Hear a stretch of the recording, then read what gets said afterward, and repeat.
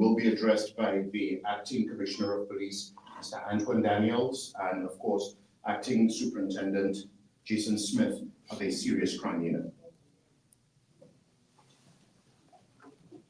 Good afternoon, members of the media.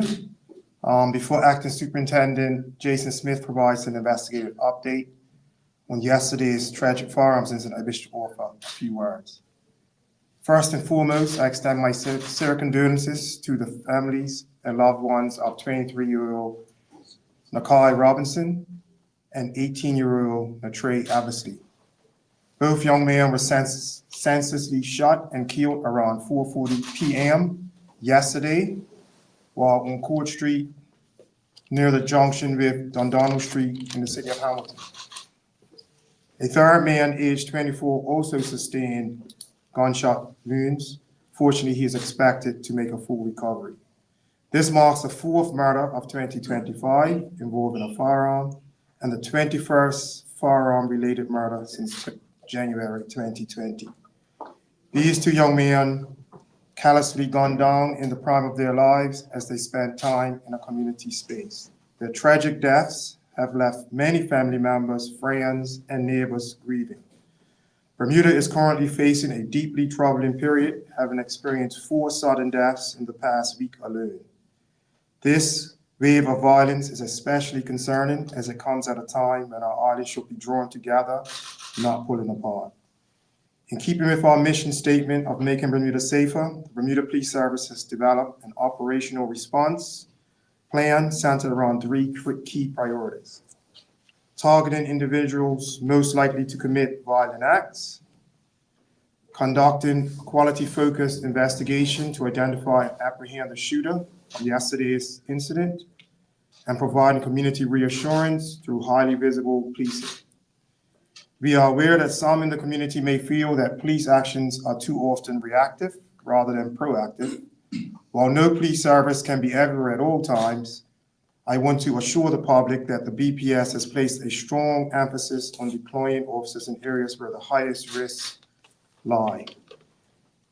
In recent years, our proactive efforts have yielded significant results, including the seizure of 17 operational firearms since January 2023, 10 of those last year alone, and 2 so far this year.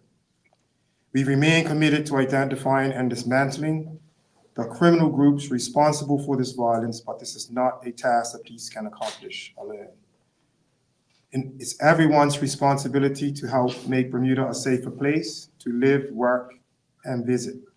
To believe that this kind of violence cannot or will not touch you or your loved ones is a risky strategy, especially on an island of our size where a single shooting can devastate entire families, businesses, and neighborhoods.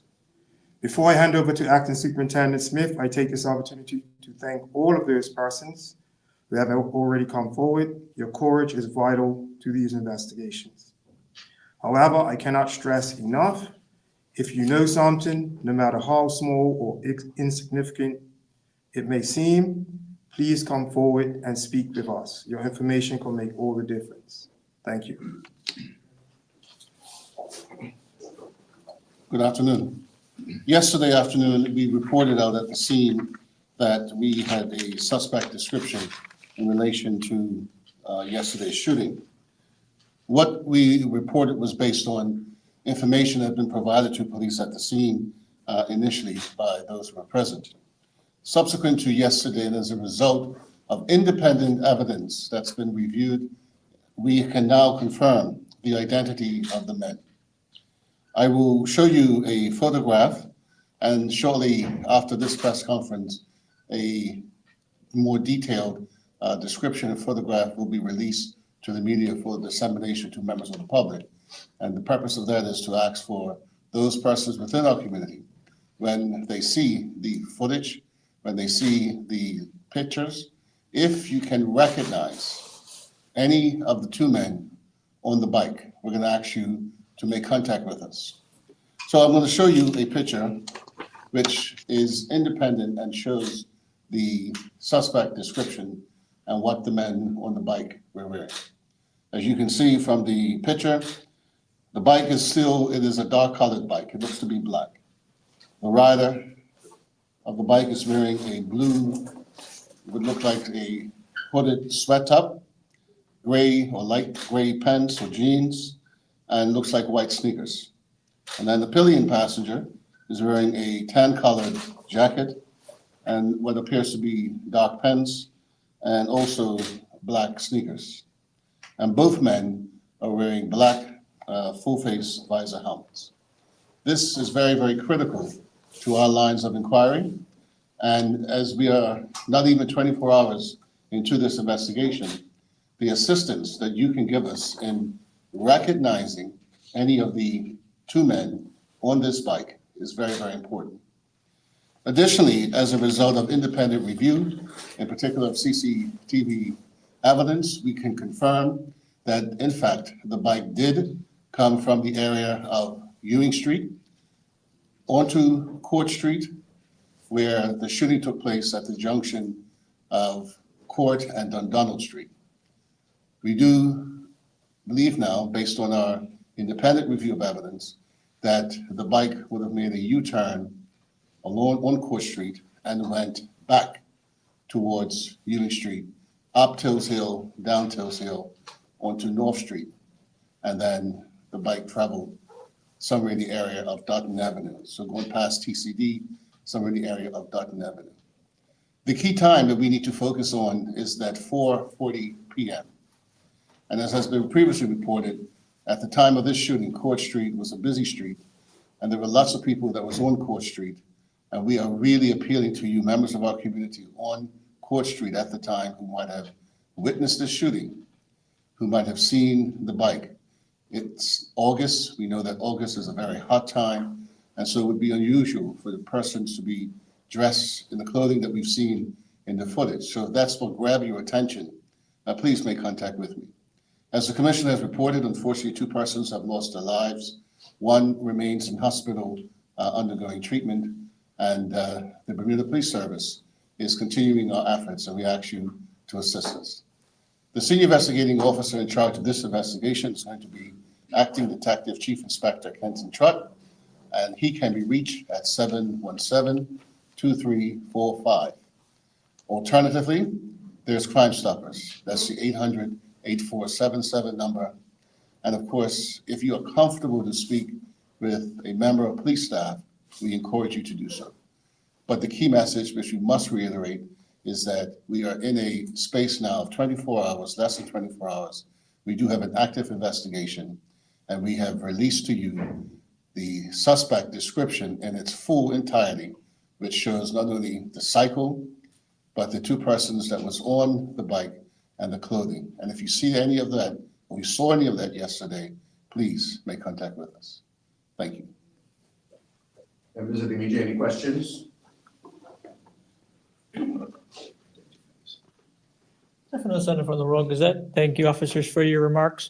Can you confirm that this incident was not related to the one that happened on Friday night, or is it too early to confirm? Yeah, as Acting Superintendent Smith alluded, it's not even 24 hours into this particular case, so it will be too early to make the connect. Can you confirm that some of the victims, or all of the victims that were shot yesterday, were had some connection to the alleged shooting? No, we don't want to confirm or deny that. Okay. Well, I mean, what I would say is, you have to have some type of respect for the families. Just lost loved ones less than 24 hours ago, so we just want to stay away from that at this time. You mentioned that CCTV footage would be very beneficial for this investigation, particularly. What are officers' training like and familiarity with the working with CCTV footage, and how is footage throughout the island, CCTV footage looking throughout the island? Well, as you would know, the CCTV system is relatively new, so the features of the system are pretty good, but as I would say, we have some CCTV footage. We're working with it, and we're still as well in the midst of training our officers on how to optimize the system. Have there been gaps been identified within the CCTV footage so far? Of course, you would have gaps in any system, and we're working to put that right. Thank you very much. Hi, good afternoon. Jasmine Patterson from Bermuda Broadcasting. Just speaking to the victims. So the person who is in hospital, are you anticipating a full recovery? Yes. Okay. Obviously, there were lots of people that were witness to this incident. Have you been in contact with any of them in terms of support that they may need after witnessing something as violent as this? Yeah, so what we find is that in most of these cases where members of the community have had to witness such violence, we do make contact with them. We do keep in contact with them as investigators, and we do offer assistance where it is needed. I'm also hoping you can speak to the video and images that are in circulation of the victim. Obviously, they're quite distressing. Do you have a message for people? Yes, we would just encourage you to not share that, and if you have received that, to delete it. And what's the importance of that? Well, obviously, it's an active investigation. We haven't even reached the stage yet where we are before the courts, and these sort of images that go around in the public tend to have adverse effects, particularly when it comes to court proceedings. But also, it's a human effect too. So if you are a family of a victim and you see that, that's also quite disturbing. Sure. How would you describe tensions on the island following this incident? Well, tensions, I would say, since the Legends incident have been quite steady. Anyway, as people would know, you had 5 persons shot in a small bar in a small community in Somerset. So you would imagine the tensions will be quite elevated. However, as you would have heard from our Chief Inspector Smolin, I think a day or two ago during the cop match break holiday weekend, we didn't have much signs of violence taking place. And it seems like it's tending to be a trend where you'll get an incident like this, and then the police are on full alert, and the bad guys or the bad girls tend to lay down their weapons for a week or two before they come back up. But however, we can't take that risk. So, as I said, we do have a plan in place to respond. What I also want to assure the community is they may think that we only step up and step down when these incidents occur, but in the background we do do a lot of stop and search, a lot of covert work, a lot of operations attempting to try to seize these firearms, seize drugs, try to target those persons that are likely to create the most problems within the community, as I demonstrated with our seizure of 17 weapons in a 2-year period. So I think that's some good work by police. Assistant Commissioner, you spoke about working towards dismantling the criminal groups that are responsible for these types of crimes. Obviously, there's been a lot of drug seizures over the last couple of weeks. Is that at all linked to what might be a heightened spate of violence? I don't know. We have taken a lot of drugs off the street, so obviously that's money out of someone's pocket. We've also seized large amounts of cash as well. That's more money out of someone's pocket. So it could be that, but from what our intelligence is telling us at the moment, it just appears to be tensions between rivaling groups going back and forth at each other. The drugs obviously play a part, because if someone owes money, or someone is taking drugs from another faction, or someone is making more money than someone else, then the envy and the jealousy kicks in, as we know, with organized feuding groups. That's the potential, but we're not seeing that it's over drugs right now. We're seeing it's over tensions, over different matters within the community. Are you suggesting there is a clear link between what happened at Legends? No, I'm not suggesting that at all. What I'm saying is that there is violence between opposing groups. It doesn't necessarily have to be from Legends. Obviously, Legends happened because of something as well, right? So something sparked why that incident happened at Legends. So it just seems like these things evolve, where they continue to go tit for tat, as you would have seen when this started back in 2010, 2011. Obviously, it's such a small island. Do you have any clear evidence that suggests that? You must know the actors in play. Yeah, of course, we have a general idea of who the actors are, but the problem is when you're working within a system that we work in, you have to have the evidence, right? You can know or guess, that if you're facing a general direction. However, if you don't have the appropriate evidence, as you've seen in court recently, where we thought that cases were quite strong, but we weren't successful. So evidence plays a key role in trying to get these members before the courts, and you recognize we don't have a double jeopardy rule, so if you get it wrong once, it's over. So you have to try to get it right. Just also wondering, just going back to CCTV, can you say why police have not yet been trained on this system? I'm not saying police have not been trained, I'm saying we want to train more police officers. So when we have incidents late at night or incidents like this that are spontaneous, we want to be able to have persons that are right there that can operate the CCTV as opposed to having to call in someone. Sometimes we have to do that. And I'm not saying it happens all the time, but sometimes. But we want to be able to be reliant on persons that are on duty 24/7. And how long do you reckon that'll take to have the amount of staff you need trained on this equipment? Well, the training is due to happen in a matter of weeks, so hopefully soon. Okay. Those are all my questions. Is there anything else that you need from the public at this stage? Obviously, CCTV is playing a part. You have a description of the suspects. Anything else that they can help with? I mean, for us, as Acting Superintendent Smith says, we rely quite heavily on the public, and what we demonstrated in previous occasions that the assistance from courageous, brave members of the community have assisted us in sort of some quite complex cases. In fact, yesterday we had an example of one of our citizens out on Court Street who was encouraging people not to speak to the police. I mean, this is the type of behavior we're confronted with, and obviously we don't want people to listen to that because we're all in this together. As I always say, it's more of us good people than it's a very small amount of people that pick up a firearm and shoot someone. So it's more of us than them, and if we want to try to weed this out of our community, then we have to all come together and be brave. Because if you don't have bravery, then it's going to be where you're going to turn the other cheek, and this stuff's going to continue. And just lastly, obviously this is a very brazen, broad daylight attack. Lots of shoppers, people on the street would suggest these suspects are not too averse to police activity. You're 2 blocks away. What message would you have for those suspects? Well, what I would say is that we are out looking actively right now to find these suspects. We're going to go above and beyond because, like you said, this wasn't brazen. To me, this was careless. Someone in the community who was there at the time could have been accidentally struck.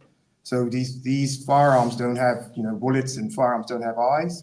These guys must kind of have some respect for the community and the people in it. And it doesn't appear yesterday's event doesn't demonstrate that. And as you saw on the video footage that was sent out from the Legends bar, it gives you a clear picture of how they behave. So it's not me standing here today telling you how they behave. You saw it for yourself in film. So Bermuda must recognize that we have an issue. And if people, like I said, if people are sadly mistaken, if they think it doesn't come or impact them sometime in the future, I'm hoping it doesn't, but it potentially can because we're such a small island. Just one last question. Multiple gunshots were obviously fired yesterday. Any suggestion of the type of weapon might have been used? That this may not have just been a Glock weapon, but something with a bit more power? We wouldn't share that today. And like I said, we're in our infancy in the investigation. We haven't even got our ballistic results back yet. So we just want to lock on and see if we can get our investigators to get some scope around how we can resolve this particular nasty crime, and hopefully in the future we can share that information. Thank you. I have a question regarding the photo that is to be released. Where was that photo taken? And was it courtesy of CCTV footage? Yes, courtesy of CCTV, yes. And where was it taken?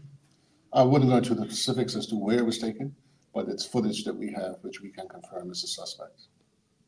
Right after the incident occurred. Yes. Are you guys able to confirm that the two deceased were expected in magistrate's court yesterday, and police were looking for them because they did not show up to magistrate's court? Yeah, as I said, we're not gonna, the sensitivity of the family and like, we're not gonna get into that today. Any other questions? Thank you, members of the media, and we hope that you will do your endeavor best to get this message out to the community in terms of the descriptions of the suspects, and of course, to get in contact with us by calling the Independent Crime Stoppers number 800-8477, or of course, the main police number 295-0011. And Mr. Smith, if you can again give the contact information for the investigating officer, Acting Detective Inspector Kenton Trump. Yeah, so the senior investigating officer for this investigation is Acting Detective Chief Inspector Kenton Trutt, who can be reached at 717-2345. Thank you.